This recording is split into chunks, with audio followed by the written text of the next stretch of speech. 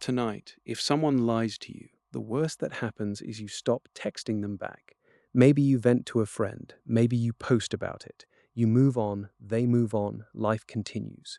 But for 99.9% of human history, a lie inside your group wasn't an inconvenience. It was a threat to everyone's survival, and the punishment for it could end with you alone in the wild, and alone in the wild meant death within weeks. For over 300,000 years, every one of your ancestors lived in bands of 30 to 150 people who depended on each other completely for food, protection, and information about where danger was. And in a group that small, a single liar could get everyone killed. How they handled that problem changes everything we think we know about trust, punishment, and why betrayal still feels like the end of the world, even when nothing physical happens to you.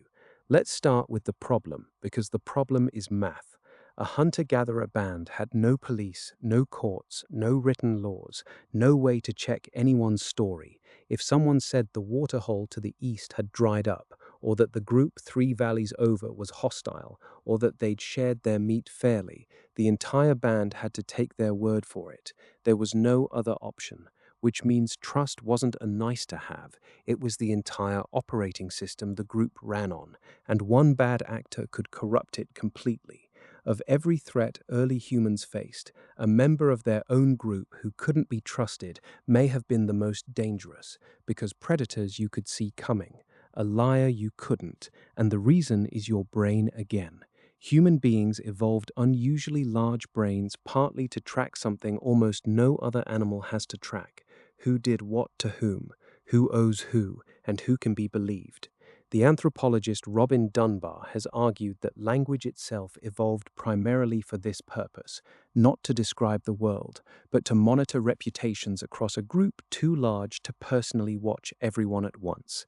Before language, primates built trust through physical grooming, picking through each other's fur one at a time. Humans replaced that with gossip. Talking became the new grooming, and gossip became the mechanism that made large-scale cooperation possible at all. If gossip was the immune system of the group, a liar was the infection.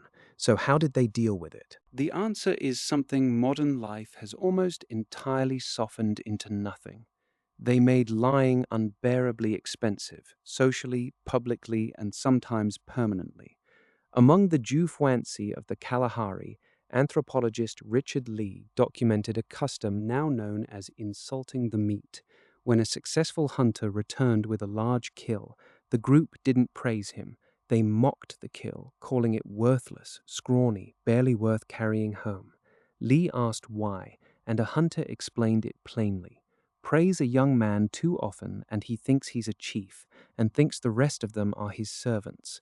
The custom existed to strangle arrogance and dishonesty about one's own status before it could take root, because a band with one self-important liar at the center of it was a band heading toward collapse. Reputation was tracked obsessively, and once someone was known to lie, cheat, or exaggerate, the consequences escalated fast.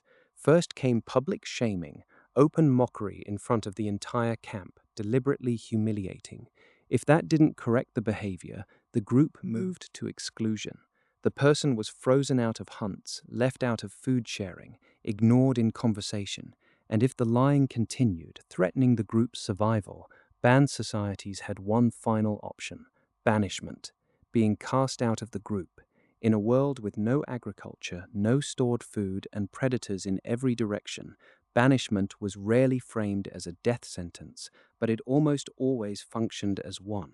A person alone had no one to watch for danger while they slept, no one to help carry an injury, no second set of eyes for predators, no shared knowledge of which plants were poisonous. Exile wasn't prison, it was closer to execution, just slower, and the group didn't have to do the killing themselves. This is the part that should unsettle you.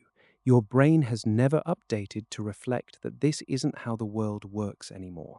In 2003, psychologist Naomi Eisenberger ran a study called the cyberball experiment, watching people's brains in an fMRI scanner while they played a simple ball-tossing game online, only to be gradually excluded by the other players.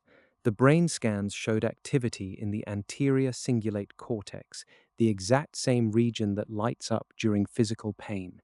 Social rejection and physical injury are processed by overlapping systems in the human brain. When you find out someone lied to you, when you get excluded from a group chat, when you're ghosted, ignored, or ostracized, your nervous system doesn't register a minor social inconvenience. It registers the ancient signal for exile, the signal that once meant you were about to die alone in the dark. That is why betrayal feels disproportionately devastating even now. Your body is still running code written for a world where being cut off from the group was a countdown, not an inconvenience. Today, when someone lies to us, we have almost none of the old machinery left to respond with. No public shaming ritual, no group consensus, no real exile, just a private hurt we're expected to swallow and move past quietly, alone, which is exactly the condition your nervous system was built to treat as an emergency.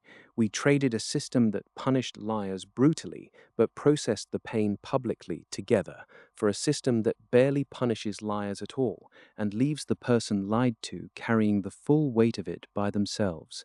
For 300,000 years, no one had to sit with betrayal alone. There was always a group to witness it, validate it, and act on it with you. Today, most people who've been lied to just sit with it, scrolling, replaying the conversation at 2 a.m., wondering why it hurts this much for something that left no mark on their body. It hurts this much because for almost the entire history of our species, that specific kind of pain meant your life was in danger, and some part of you has never stopped believing that. That's all for today. If this helped make sense of something you felt but never understood, subscribe for more like it.